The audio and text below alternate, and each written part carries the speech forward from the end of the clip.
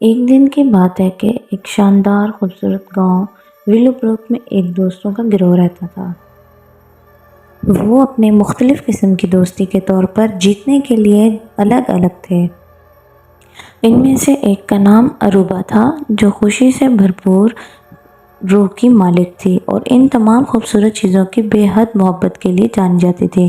وہ چیزوں کی سادہ باتوں میں خوبصورتی دیکھتی تھی اور اس کا دل جگمگا اٹھتا تھا۔ اس کے دوست تو کہتے تھے وہ ان کے گروہ کو ملانے جلانے والی وہ ایک ہے جو ان کو اکٹھا کر سکتی ہے۔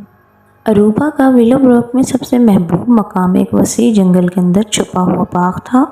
یہ دلفریب مقام پھولوں، تتلیوں اور چٹپٹے ندی کی گونجنے والی آوازوں سے بھرپور تھا۔ اروبا اکثر وہاں سکون پاتی تھی اور اس باغ میں ہی وہ پہلی بار لوبینا سے ملی تھی۔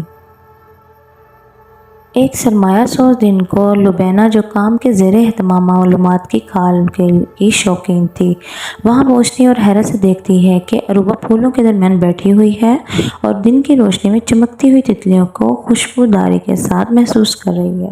آپ کی تصویریں شاندار ہیں، لوبینا نے آہستہ آہستہ کہا۔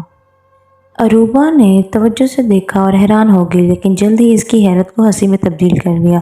شکریہ، میں اروبا ہوں، انہوں نے ہاتھ ملایا۔ میں لوبینا ہوں، لوبینا نے جواب دیا اور پیار سے ہاتھ ملایا۔ اسی پل کے باعث ایک خوبصورت دوستی کا آغاز ہوا۔ اروبا اور لوبینا ایک دوسرے کی بہت زیادہ مدد کرتی تھیں۔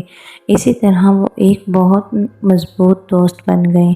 اروبا اور لوبینا کی دوستی بہت ہی غیر معمول تھی۔ وہ سورج اور چاند کی طرح مختلف تھے، لیکن ان کی مشترکہ دلچسپی خوبصورتی میں دونوں کو ایک ساتھ لے آئی۔ اروبا نے کہا، تم بہت زیادہ خوبصورت۔ لوبینا اپنی ہنر بندی کی وجہ سے ایک الگ طور پر مشہور تھی اور وہ مختلف قسم کے آرٹ بنانے میں ماہر تھی۔